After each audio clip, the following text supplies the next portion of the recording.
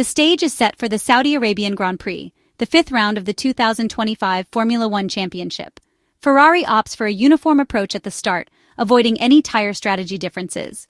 Both SF25 cars line up on the grid with brand-new soft Pirelli tires. The start by the drivers in red is well executed, with effective traction, but the race is neutralized after just 6 corners. At turn 4, there's contact between Yuki Tsunoda and Pierre, who end up in the wall. At that point, the deployment of the safety car driven by Bernd Mayländer becomes inevitable. 5 minutes later, the race resumes. The pit crew radios the 2 Ferrari drivers, instructing them to activate the K1 boost up to turn 4.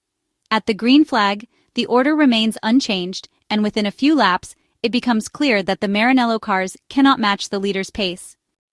The central sector of the track highlights the main issues, but even the first sector doesn't seem to be managed optimally. This explains why Antonelli starts to loom threateningly in Charles Leclerc's mirrors, with Norris in the same position behind Lewis Hamilton. After another 3 laps, the tires on the SF25 cars finally reach a more favorable temperature range. This is reflected both in the lap times and in the improved feeling shown by the drivers in the following laps. One fact, however, is undeniable after 10 laps. Ferrari doesn't have the pace to join the fight at the front, but the prancing horse already needs to manage tire wear. The first tire check is carried out. Ferrari race engineers Riccardo Adami and Brian Bozzi asked to update the data screen with all the parameters related to the tires. The 2 SF25 cars appear to be suffering from overheating on the rear axle, a phenomenon that, according to the incoming data, also seems to be affecting Lando Norris's McLaren. The driver of the MCL39 repeatedly looks for a way past car number 44, which however manages to fend off the attacks. Twice, Lando Norris overtakes Lewis Hamilton, but thanks to DRS, the 7-time Formula One world champion is able to retake the position. Eventually, though, the pace of the Woking car proves superior, and the Briton manages to complete the move, securing 6th place.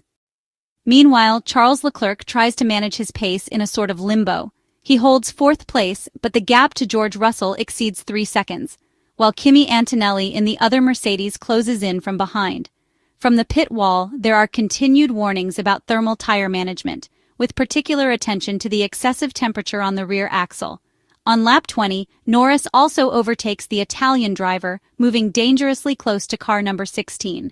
A crucial phase of the race begins, with the pit stop window becoming more and more realistic. The first to pit is Oscar Piastri, who stops early in an attempt to undercut Verstappen. The McLaren radio confirms that the new set of hard tires fitted to the Australian does not require a warm-up phase. This information is then shared via team radio with the 2 Ferrari drivers, who are now nearing their own tire change. Among the frontrunners, pit stops begin, and Charles Leclerc inherits the lead on track, as car number 16 extends first stint with mediums. Behind him, Lewis Hamilton moves up to 4th, right behind the McLaren duo, who have already stopped. At that moment, Charles Leclerc's pace is extremely competitive. The strategy planned by the Ferrari pit wall was to extend the initial stint, which is why car number 16 managed the degradation of the yellow-banded Pirellis very well, and they are still delivering performance. Opposite scenario for Lewis Hamilton, forced to pit for hard tires, a compound that has so far failed to convince on the Maranello cars in the first 4 races of the season. Ferrari's strategy, on the other hand, proves effective. Charles Leclerc continues to lap at solid times, despite having now completed 25 laps on the mediums. Meanwhile, the British driver finds himself in 8th, even overtaken by Isaac Hadjar, still running on his first tire set. On lap 30, Charles Leclerc also makes his pit stop. Brian Bozzi suggests a possible front-wing flap adjustment, but the change proves unnecessary for the Monegasque. He, too, switches to hard tires.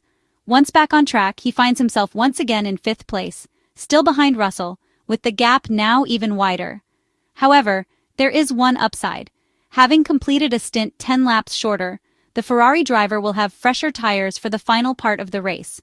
The hard tires work on car number 16 for the first time this season, whereas the same cannot be said for Russell. George complains over the radio and struggles particularly on corner entry with the white-walled tires. Meanwhile, Lando Norris changes tires for his first and only stop, rejoining the track behind Charles. When Leclerc gets within Russell's slipstream, he doesn't hesitate and overtakes the Briton, taking virtual 3rd place. we can say that at least for now, Ferrari's strategy is working very well.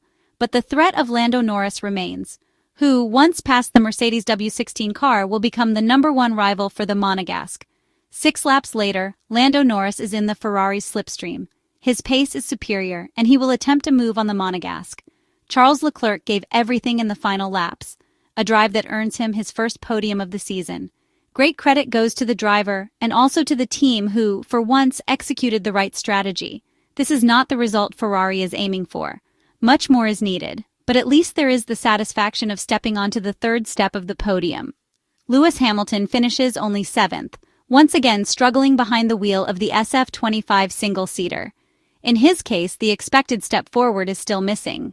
Ferrari therefore finally secured its first podium of the 2025 Formula One season in Jeddah at the Saudi Arabian Grand Prix, with Charles Leclerc delivering an outstanding performance and managing his medium tires brilliantly during the first stint, before switching to the hards and executing a key overtake on George Russell.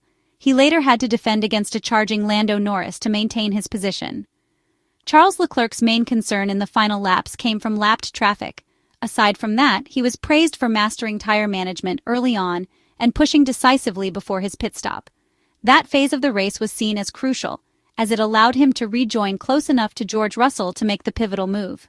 Observers pointed out that Ferrari's strong race pace only highlighted the ongoing disappointment with their single-lap performance. Charles Leclerc acknowledged this gap, stating that for the moment they lacked qualifying speed but showed better form on Sundays.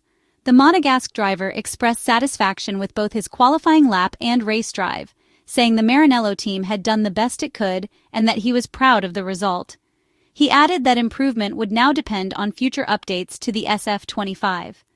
After the overtake on George Russell, there was a light-hearted moment between Charles Leclerc and his race engineer Brian Bozzi, who calmly congratulated him over the radio, and the Monegasque responded with a joking, "Thanks a lot, Brian." Charles Leclerc later commented on the contrast between the calmness on the pit wall and the intensity inside the car, emphasizing the strong relationship he shared with Brian Bozzi and suggesting it was reflected in the results. The Ferrari driver confirmed that the podium was the best possible outcome for the Jeddah weekend and admitted that it had come as a surprise, considering the performance seen during the 3 free practice sessions. At the start of the Saudi Arabian Grand Prix, he had expected to be defending from those behind, especially Mercedes' Kimi Antonelli, rather than attacking those ahead. At the same time, the Monegasque driver reiterated the need for continued effort and expressed hope that upcoming updates would arrive quickly in order to improve the SF25 car as soon as possible.